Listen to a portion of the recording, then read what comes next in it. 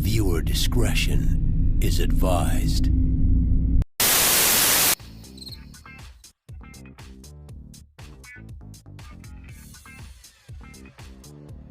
The Bruins have been blown out 8 times by this same margin. They were actually really good in '76, finishing first in the Adams, but not winning the Cup. The Flames roster featured, as players, Hall of Fame coach Pat Quinn, and one of the losingest coaches of all time, Rick Bowness, who had a career record of 123, 289, and 48.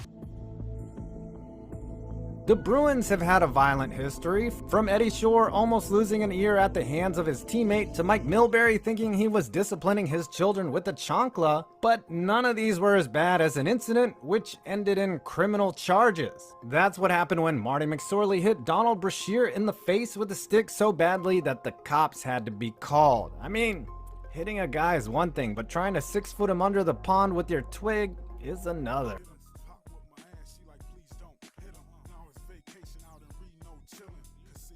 Another somewhat angry-looking mascot is Blades, a bear that does not hibernate.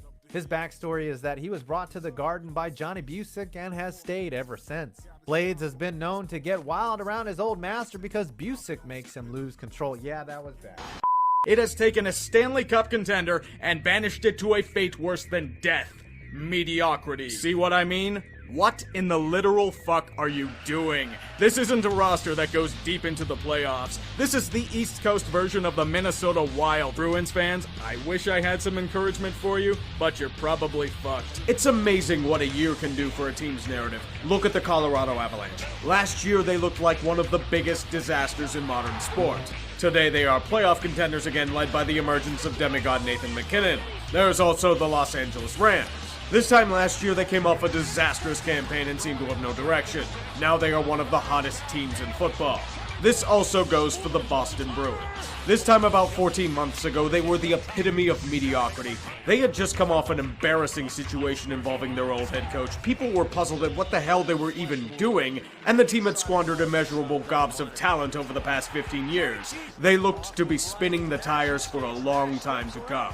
But then everything fit perfectly into place. The Bruins are now a team that looks deadly, a squad that can juggle 4 lines and attack you in so many ways that they should scare anyone that comes against them. I saw them making the playoffs this year, but not like this. It's just what the doctor ordered for the sports world. A Boston team that's a championship contender. Forgive me if I seem unenthused about this revelation. The Bruins have always had talent at the core level. My biggest complaint about them before was that they were a one-line team. Brad Marchand is a total pest and a fuck, but nobody can deny the ability that he has. He's probably the hockey god's retribution for Matt Cook. Little did we know he also got Marc Savard's skill. Patrice Bergeron has been one of the greatest defensive centers of this playing generation, a true cornerstone to a franchise. David Pastrnak, a blossoming first-line winger who oozes playmaking ability. Zdeno Chara, what else is there to say? One of the greatest defensemen of this era. Tuukka Rask, no explanation needed on him, but there wasn't much else. There were pieces, but they never seemed to gel together. The Bruins were always jilted on the other 3 lines. That is, until this year. If there was ever a key to thriving in the current era of the NHL, it's with an influx of fast, efficient youth. Boston has this in spades. Charlie McAvoy, one of the top defensive prospects on the team, has emerged as a reliable option, and the inevitable replacement as blue line anchor once Chara hangs up the skates. Danton Heinen, a guy whom Bruins fans have talked about a lot, has proven the hype was for real by emerging as a legitimate top 6 forward. Those are just the big names. There's also Anders Bjork, Jake DeBrusk, Matt Grzelcyk, US Olympian Ryan Donato, Brandon Carlo, plus more on the way. Cost-controlled youth is the key to a cup run. It adds much-needed depth and energy to a team. These also aren't just first-round picks. Carlo, Grzelcyk, and Donato were second- and third-round selections. Guys like Bjork and Heinen were selected later in the draft. It's a testament to Boston's scouting department for finding guys like these to maximize their draft capital. It leads me, in a way, to shit bricks about the boys' club. With all the incredibly baffling and incoherent moves they made since taking over for Peter Chiarelli, they seem to have struck gold with the current formula. Even as time passes, the preceding moves still make little sense to me. Hell, they could be even better than what they are now, but that may be past reference coming to mind here. You could see it with how they negotiated the Pastrnak deal. It wasn't terrible, as I was fearing, but reasonable and cap-friendly for the value that he brings. It's almost as if Sweeney is learning. No, I can't think that. He's made so many boneheaded moves over the years, reaching in the draft for Zach Senyshyn with Matt Barzal, Kyle Connor, and Tom Shabbat still on the board, adding deadweight like Matt Bolesky and Jimmy Hayes. Hell, if there's a move to rip them on, it's firing Claude Julien. They fired the bastard the day of the Patriots Super Bowl parade, for God's sakes. That move was the impetus for making the goddamn video on the team in the first place. As the dust has settled, we can safely say that this was the right move. Oh, fuck me sideways. They could have handled it more professionally, but it seems like it had to be done. Julien, in the simplest terms possible, has struggled immensely since his sacking in Boston. He's taken over the reins in Montreal and has failed to adapt the Canadiens to the modern game. The talent that is there has underachieved, and the team failed to make a playoff berth that was all but needed for them. Some of this may be on management there, but it's not a good look for the coach regardless. One might even say that the game has passed him by, like many others in the coaching circle.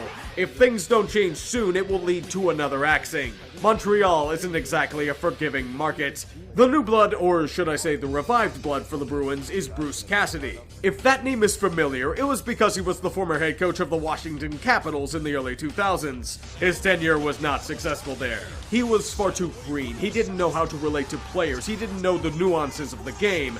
Today, Cassidy has been able to adapt his tactics to best fit the speed-based game of the NHL. If it weren't for a certain head coach in Vegas, Cassidy would be all but a shoo-in for the Jack Adams Award.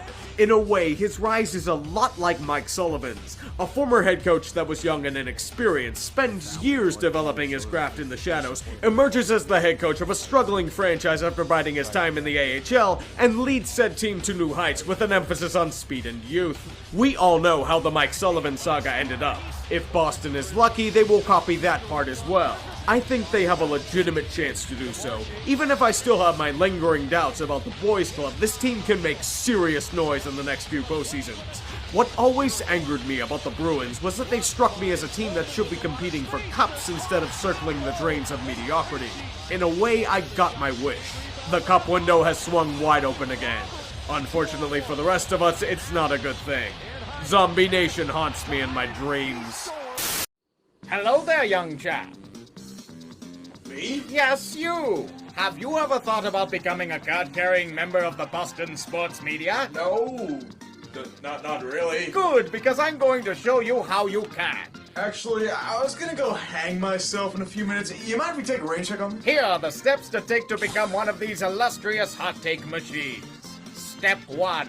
Develop a completely unlikable personality. You seem like enough of a miserable curmudgeon, so you'll be perfect. Absolutely no positivity allowed, except when it comes to Boston teams winning championships. Always be in your face, brash, and have an external give zero fucks attitude while being a total snowflake in reality.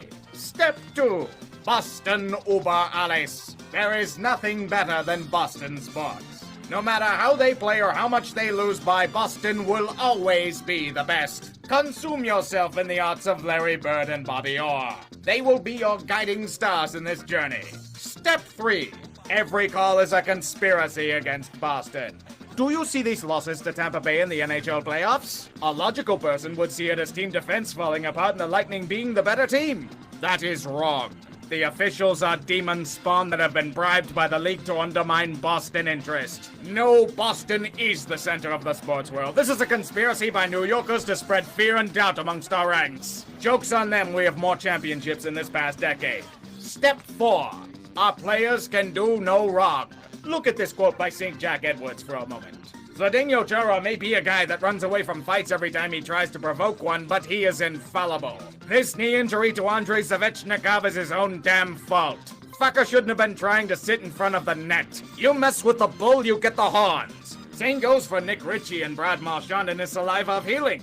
How could anyone hate these wholesome citizens? And finally, step 5. Destroy all traitors. Look at this failure. Look at him worry about his family over Boston supremacy. Tuukka Rask is a coward and a heathen. He cost us the series against Tampa Bay. Do you know what the Boston media did when they had sick family? That's right, they don't have any, so they don't have to worry about it. That means they can take the high ground over moral issues like leaving the bubble for a medical situation. This loving chowderhead agrees with this take. Fuck Tuukka Rask. Fuck him forever and always. With these steps, you should be a glorious member of the Boston sports media. How do you feel, boy? Actually, I really don't fucking care. I'm gonna go take a shit. That's the perfect attitude. You'll fit in nicely. Led back over to Shattenkirk, then on to Hedman. Moving on.